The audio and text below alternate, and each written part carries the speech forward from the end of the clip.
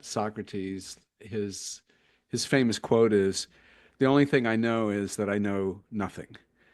And from that, we, in scientific study and wanting to open up the secrets of the universe, the secrets of our health, our bodies, just try to understand your own body. I mean, that's a enigma. But I likened it to having a thimble at the ocean's edge and taking out a thimbleful of water at a time.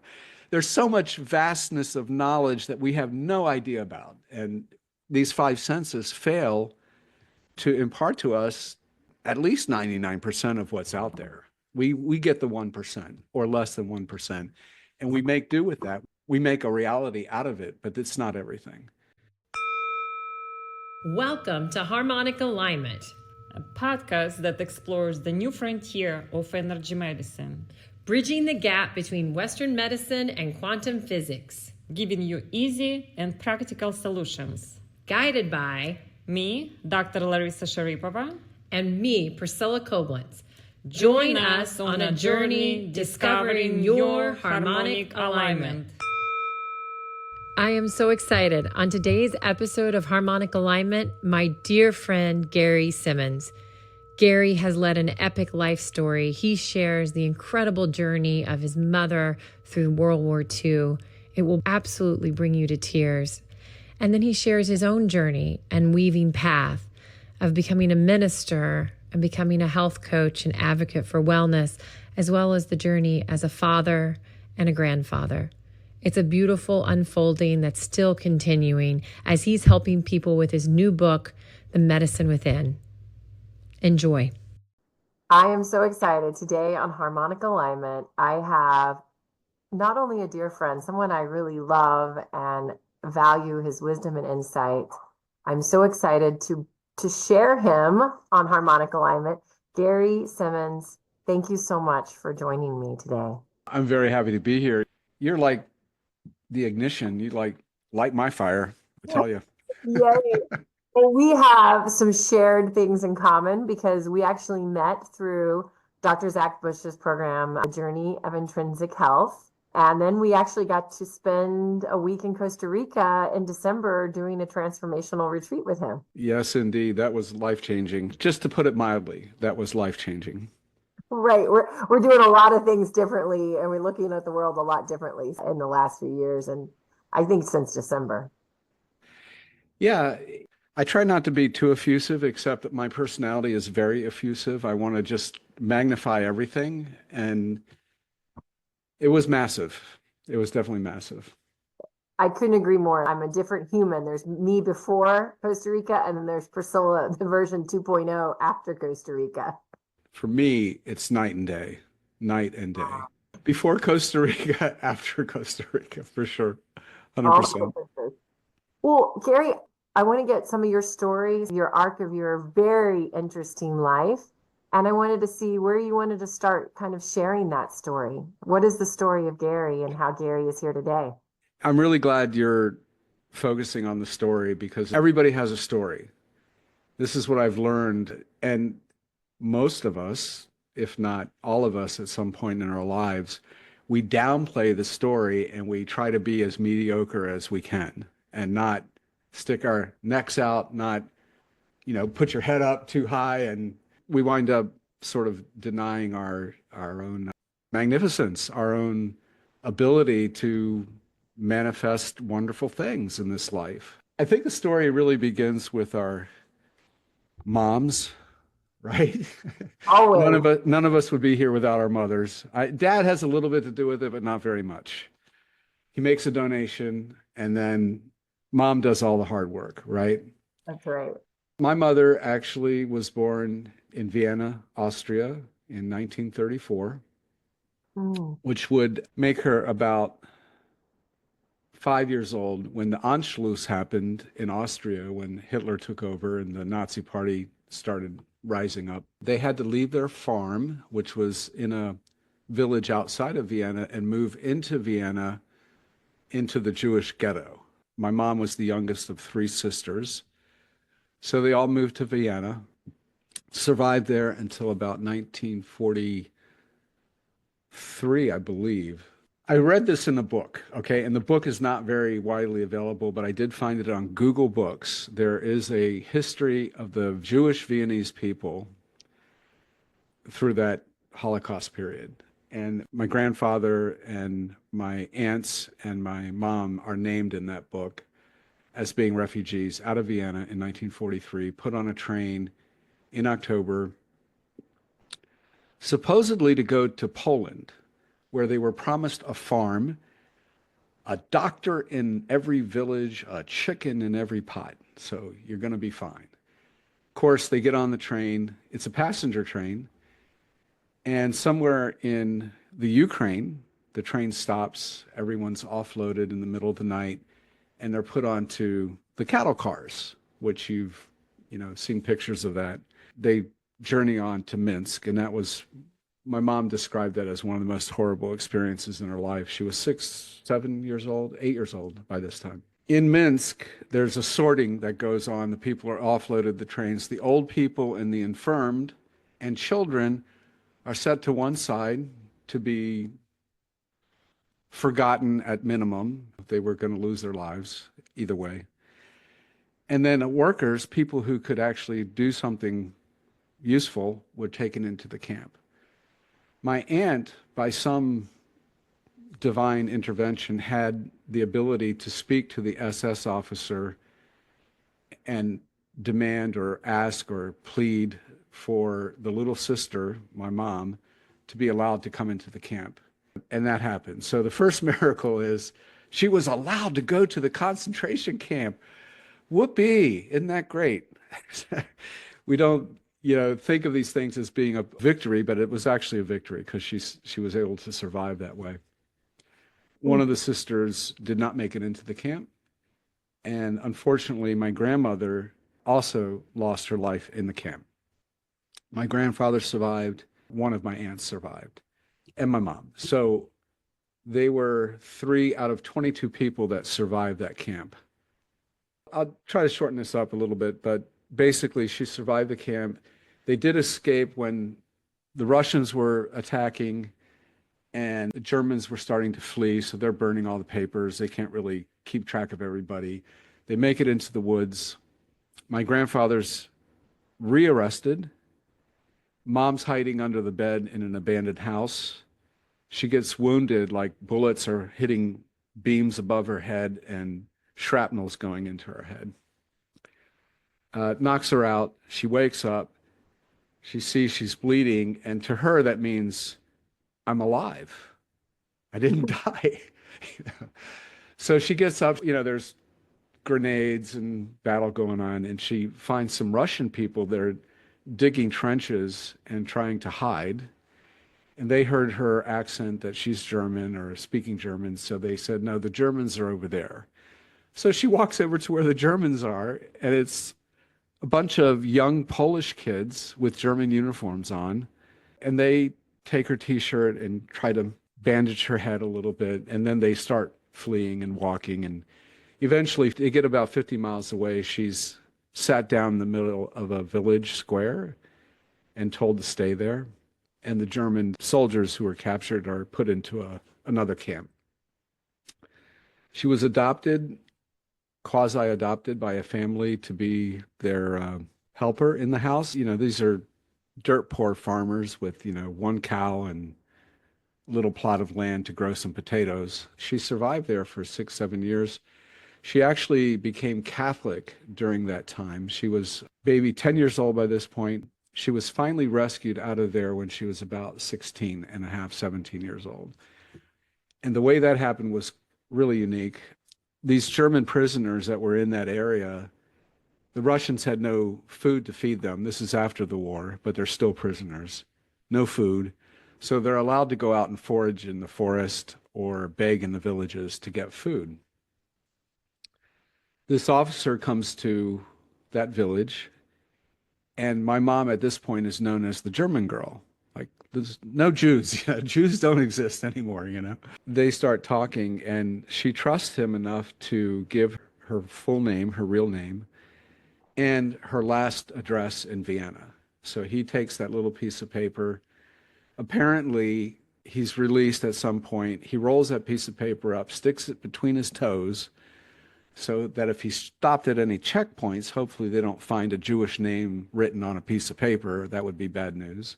And he gets the message to his nephew in West Berlin eventually. It gets broadcast on the radio. And my grandfather by this time was back in Vienna. He had survived in prison in Russia till the end of the war. He had a woman working for him, and she heard at 10:30 at night, comes knocking on his door and says, "Your daughter's alive." I think it takes about a year to work all this out. They didn't have cell phones or internet. He sends a telegram to my aunt, who is now living in Washington, D.C. She was a seamstress all along through the war. She made her way as a seamstress and was useful to people, whether they were German, Czechoslovakian, whatever. And she makes it to the States first. Her clientele are State Department women, Mamie Eisenhower's secretary. So she knows all these people. My grandfather sends a telegram with 4 words. Lotta lebt by whatever the name of the village was. So Lottie's alive and the name of the village. Oh my gosh. Yeah, I saw the telegram. We have it somewhere. I took a picture of it. At this point, I put this together with my own sort of imagination, but one of the women that was a client of my aunt was the wife of Averell Harriman, who happened to be the liaison for the president, first with Winston Churchill, the first 2 years of the war. Then he was transferred to Moscow, and he was Stalin's United States connection to the president last 2 or 3 years of the war. So when I read Churchill's biography, this latest one, I put the connection together that he was the only one that would have contacts in Moscow. So from my aunt to Mrs. Harriman, Mr. Harriman, to some agent in the Moscow government, he gets on a train, rides 2,000 miles out into Belarus, looking for the Jewish girl. There's no Jewish girls here. Oh, you mean the German girl? Yeah, Lotta. Yeah, Lotta's over there. They work out a deal and get her off the farm, and he takes her back to Moscow. 2 weeks in kind of a refugee camp, and then given a passport, displaced person's passport, and put on a plane, and she gets to fly back home to Vienna. So she didn't have to walk. Everybody else walked home. She got to fly. Oh my God. So, and then, of course, when she arrived, 6 months of this picture of my mom with pigtails, freckly face, 16 years old. 6 months later, she's like got a hairdo, lipstick, a leather pocketbook on her arm, a wool coat on. She's like fashionista, you know, like she's just strutting her stuff in Vienna. My grandfather and her travel on a ship to the United States. My grandfather does not stay, couldn't learn English, wanted to go back. And my mom and her older sister, 10 years older than my mom, they do not get along. First of all, she converted to Catholicism, and she didn't renounce that and become Jewish again. My aunt kept a kosher household, and my mom had been eating fatback for several years. That's the only source of any kind of fat or protein you could get, and some potato soup, you know. As soon as she turned 18, she moved out of her sister's house, and within months, she's married to my father. 11 months later, I'm born in Walter Reed Army Hospital. So that's how I came on Earth. What a story of the triumph of your ancestors to survive a time in history. Well, in Costa Rica, my grandfather did show up and needed healing from all that nonsense. It was very powerful. I didn't know what to do with it, except bless it and heal it and let it be what it's supposed to be. Someone had explained to me that we take on the trauma partly because the eggs that exist in our mom existed in our grandmother. and that trauma that they experience, that we are a part of that, that we felt that at a cellular level before birth. And even that they've seen Holocaust survivors and their ancestors, they have that, say, affected their genetic makeup from that point forward. Wow. I mean, nobody gets to live life free of struggle on this earth. Doesn't matter who you are, what station in life you have, you are going to struggle at some point. And in every struggle, there is a purpose. I'm learning more about that. I don't know everything, of course. Socrates, his famous quote is, "The only thing I know is that I know nothing." And from that, we, in scientific study and wanting to open up the secrets of the universe, the secrets of our health, our bodies, just try to understand your own body. I mean, that's a enigma. But I likened it to having a thimble at the ocean's edge and taking out a thimble full of water at a time. There's so much vastness of knowledge that we have no idea about. And these five senses fail to impart to us at least 99% of what's out there. We get the 1% or less than 1%, and we make do with that. We make a reality out of it, but it's not everything. Talk more about that, because it's almost like they're tricking us into what's real and not real. A lot of times what we perceive as reality is actually the inverse. Like when we see the color blue, that's because blue is being reflected, and that part of the light source is not what that is. It's the opposite. So we see blue, and it's really interesting in ancient literature, Greek literature, there is no color blue. There's no blue sky, there's no blue ocean. Nothing is mentioned as blue.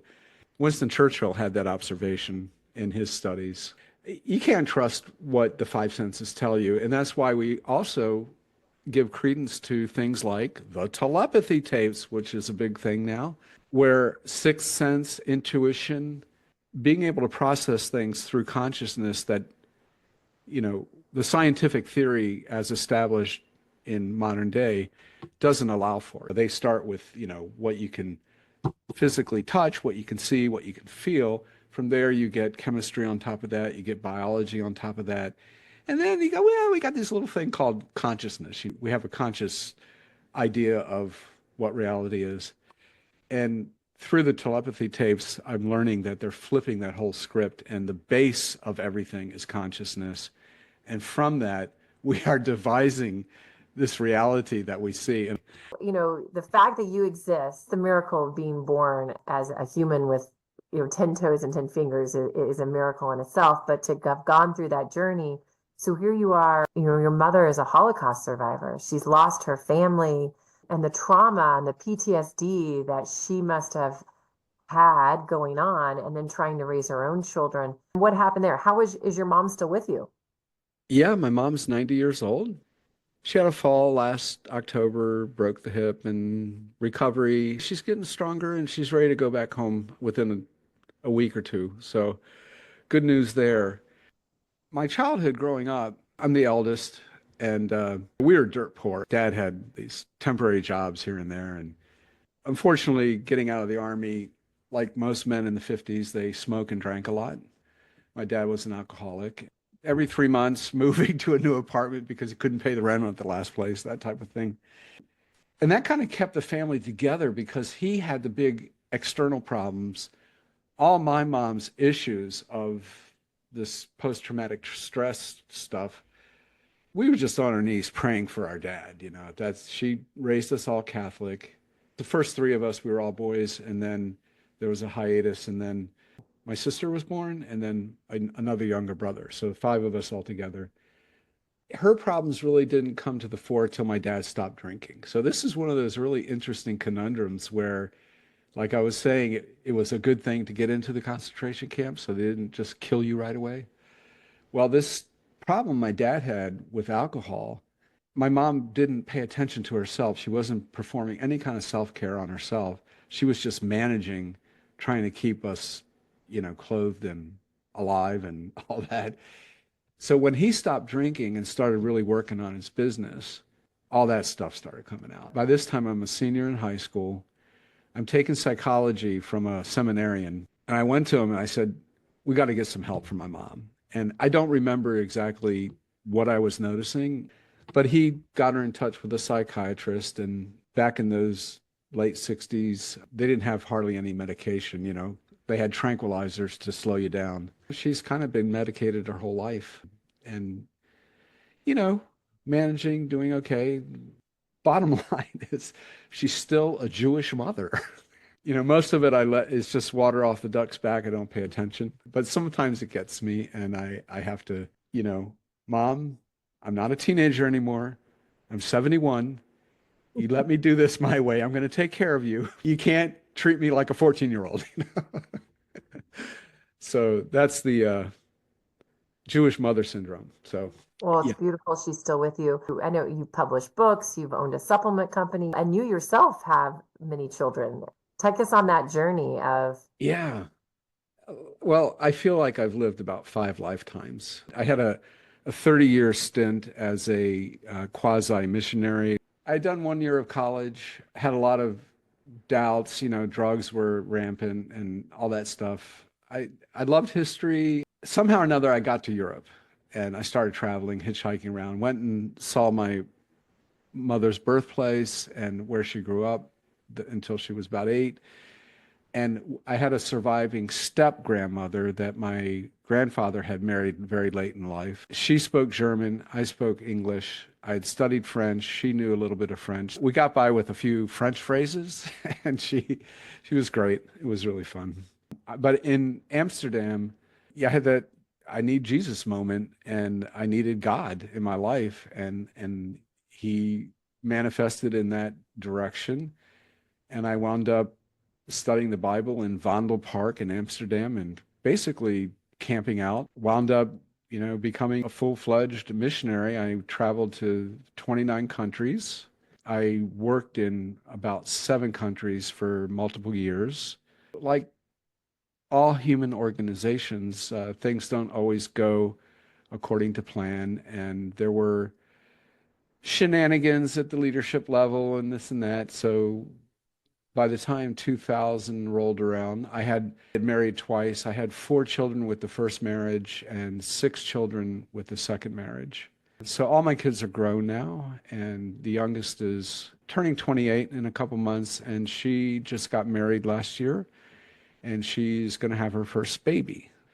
how many grandkids do you have? Depends which way you count. The 10th one is my youngest daughter's yet to be born. That'll be number 10. So I had 10 kids, 10 grandkids. So I can show you this. This is my little emblem here, maybe. Oh, You saw this in Costa Rica. good. It's a picture of you holding a baby. It's me holding a baby, and it's from a picture of me holding my first grandchild. And my daughter had taken that photograph, sent it to the t-shirt maker, and they made a monogram out of it. And I happen to be a baby whisperer. I know how to hold babies up against my own chest where they can hear my heartbeat. This works best with infants, I'll tell you. And that's when the mothers are really tired and they don't know what to do with the baby, and the daddy doesn't know what to do with the baby. So I'm on call. It pleases me very much to have that gift. In Costa Rica, there was some exploration of the divine feminine. I'm obviously masculine. I'm very masculine, but I do have a feminine spirit helper of some sort. And to be quite honest, I've been a single parent for a long time as well. So Right. all that to say, we are enough and we can do this job.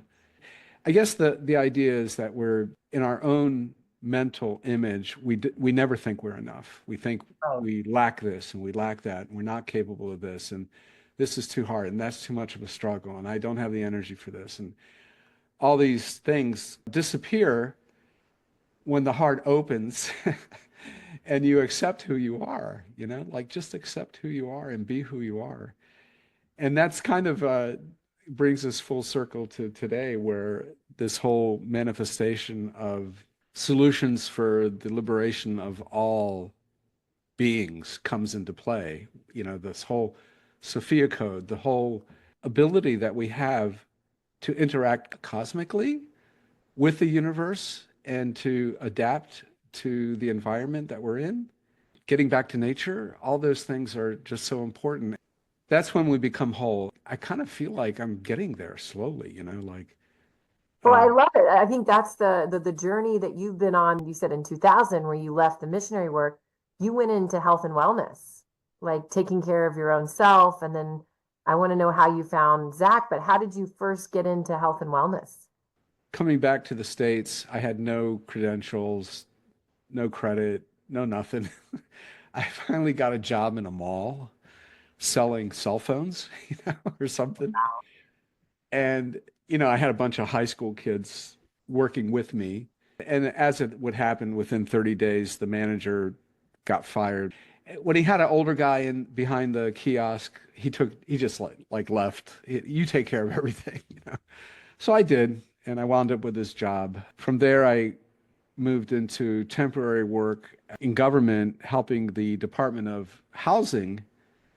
I had 7 project managers who didn't know how to type, okay?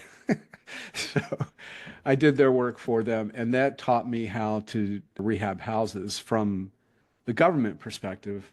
When that thing ended, it coincided with one of my daughters developing anorexia, having to be hospitalized at Johns Hopkins. I could no longer work for a normal company. I was with my daughter every day, having to, wanting to visit, needing to be there with her. It was a 150-mile round trip every day. I learned a lot about hospitals, a lot about doctors, a lot about disease, including my own mental health.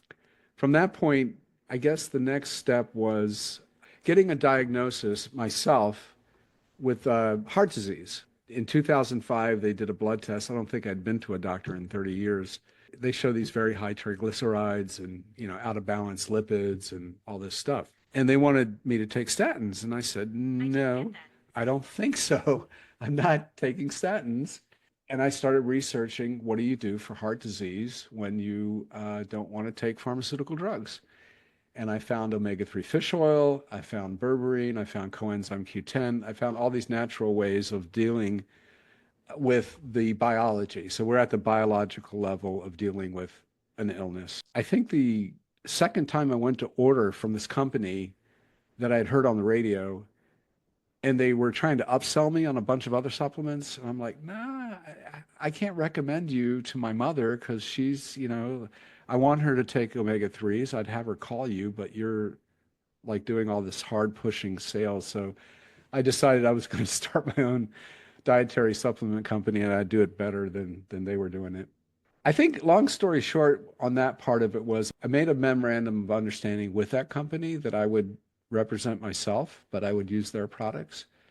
And that lasted for about 5 years. So that was a good little business strategy to find someone who's already done it and hook up with them and just tell a better story, right? Tell a better story. And I'm kind of the poster boy for taking omega-3s and lowering my triglycerides and all that. So on the very biological level, that worked until 2020. In the middle of COVID, I don't know why, but in the middle of COVID, I sold the company, kind of went into sort of a semi-retirement frame of mind where I have hobby businesses. I do websites for people. I got involved with Zach Bush kind of around the beginning of COVID. So sometimes you ask the wrong question. I asked my doctor, why are my lipids still out of sync, out of whack? They're not near the numbers that you want them to be. And I feel fine. I'm healthy. What's going on? She says, well, you need to see a lipidemiologist. I said, well, what is that? Well, it's a cardiologist that studies lipids. These are big mistakes. I went to Johns Hopkins, and this cardiologist, it's COVID, so he's on the phone with me. And he's telling me all this stuff from reading the blood test. And I said, can I ask a question? He said, well, like, he didn't want to hear a thing I had to say. I've seen this before. You're going to be on 4 statins. You're lucky if you beat this thing back with 4 statins.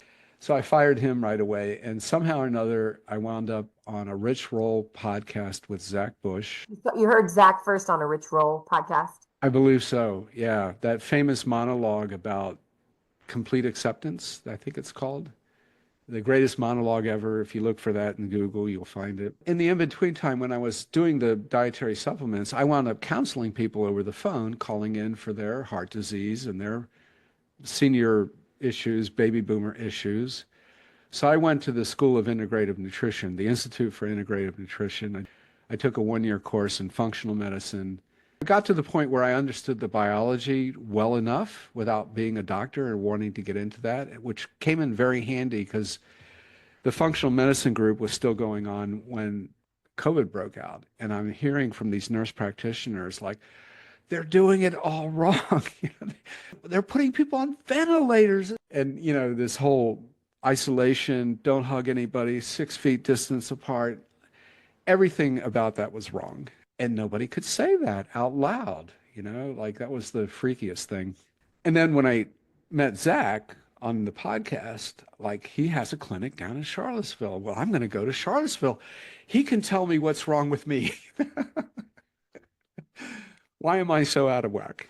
Before I could get down there, they closed the clinic, opened up the Journey of Intrinsic Health, which I signed up for immediately. I was in group 1 and just, sucking it all in. And then Costa Rica happened. Well, I love it. I mean, I remember the first time I heard Zach speak and it felt like truth. Like you felt this resonance with what he was saying, and that, we continue to look outside of ourselves for solutions.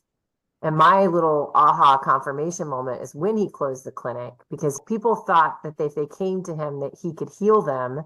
And what he really wanted to get them is in that different mindset of that, no, you heal yourself. You can have guides along the way, but ultimately you are the one who heals you. And that's a very different, empowering message that you don't find in traditional medicine. Now, but you've also written several books. The most recent book is The Medicine Within, but you actually have several other books that you've been a part of as well. How did the writing of the books come along? The very first book I wrote was my own health journey. When I had the dietary supplement company, I wanted to put something out there. Lifestyle, mindset, trumps everything.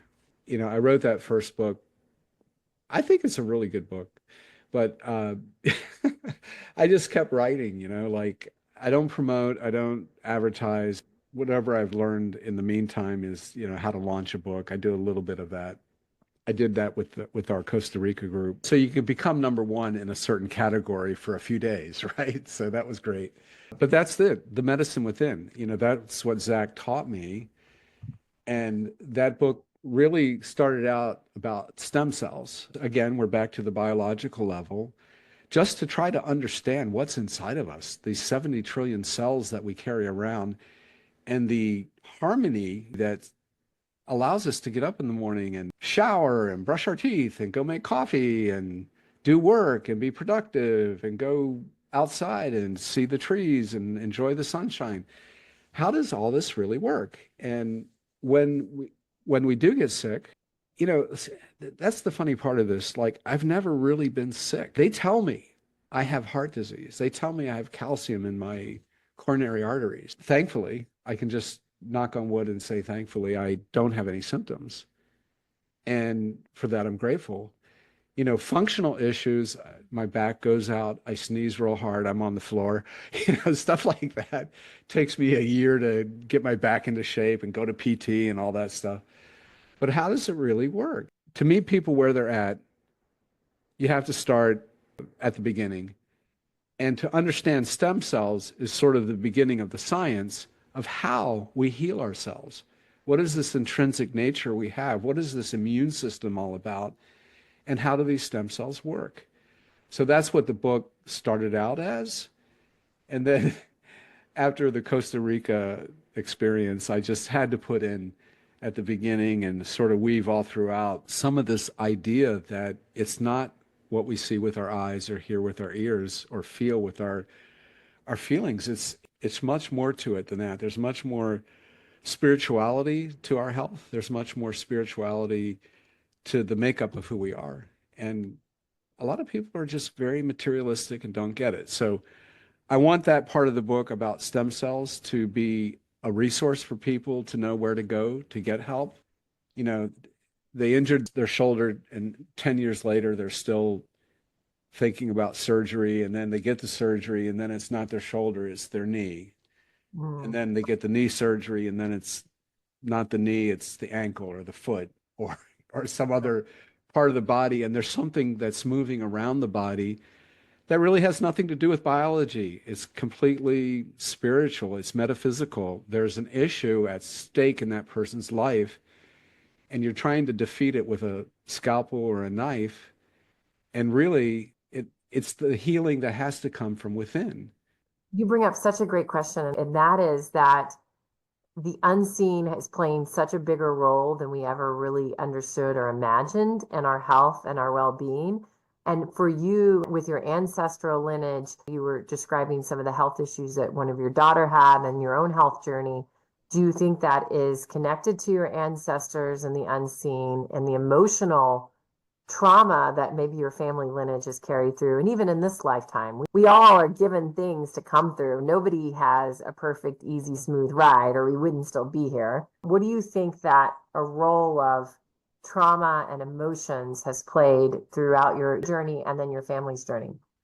I haven't reached the destination yet. I'm on the train still. I'm learning about that. I'm no expert in this kind of ancestral healing.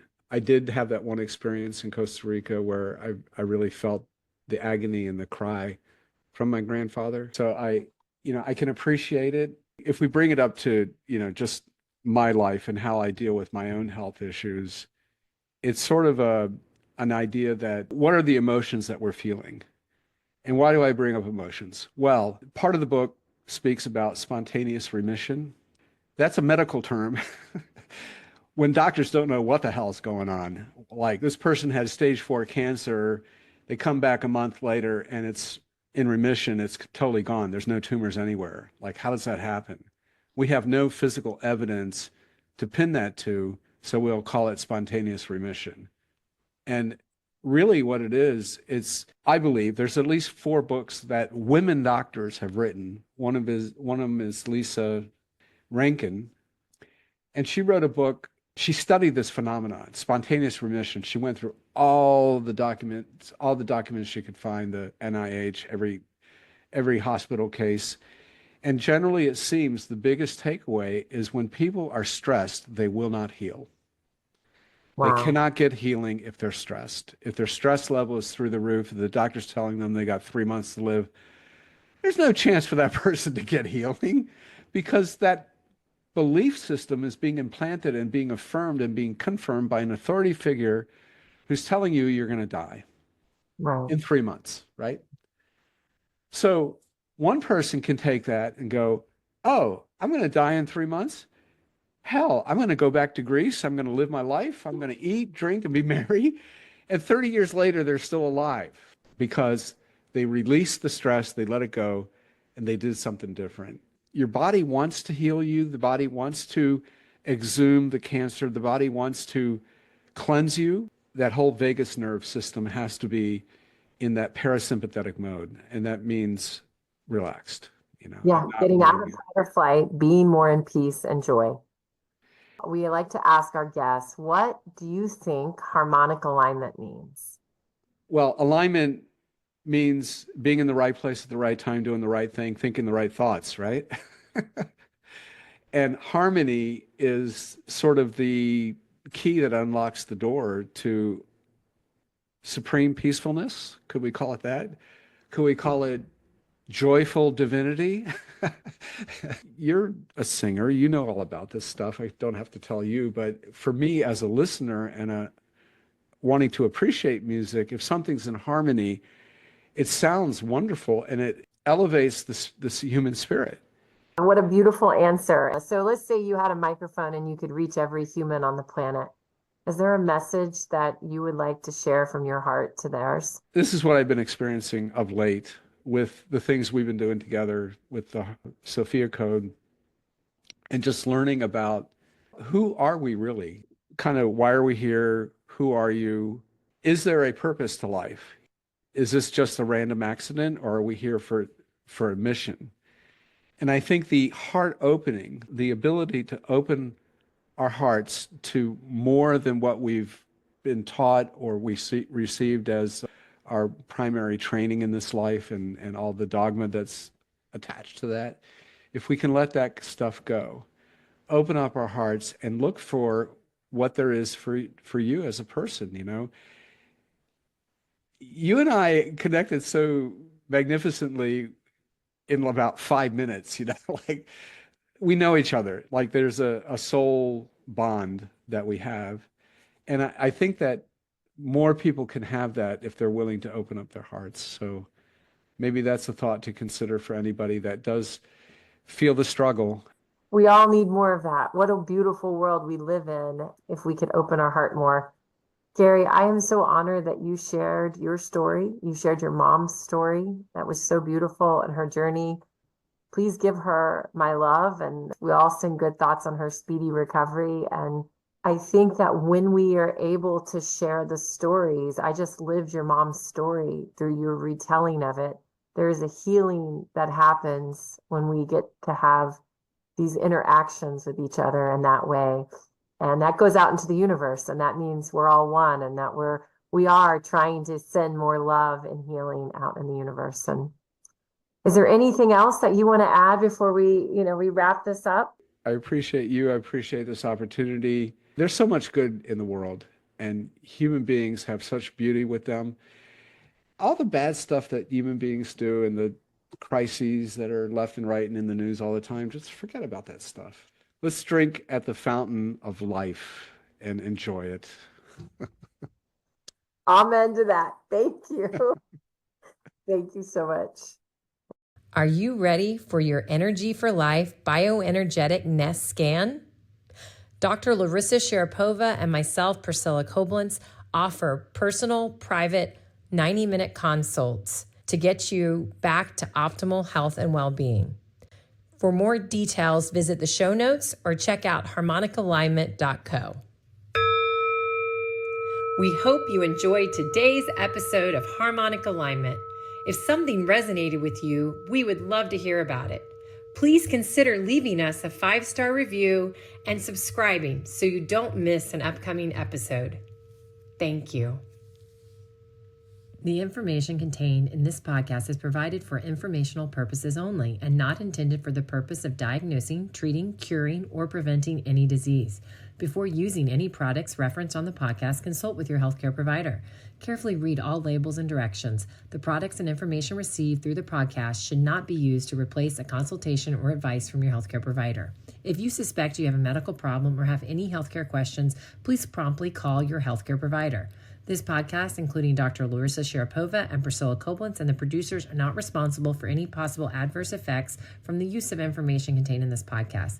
This podcast may contain endorsements and advertisements for products or services. Individuals on this podcast may have a direct financial benefit to the product or services referenced.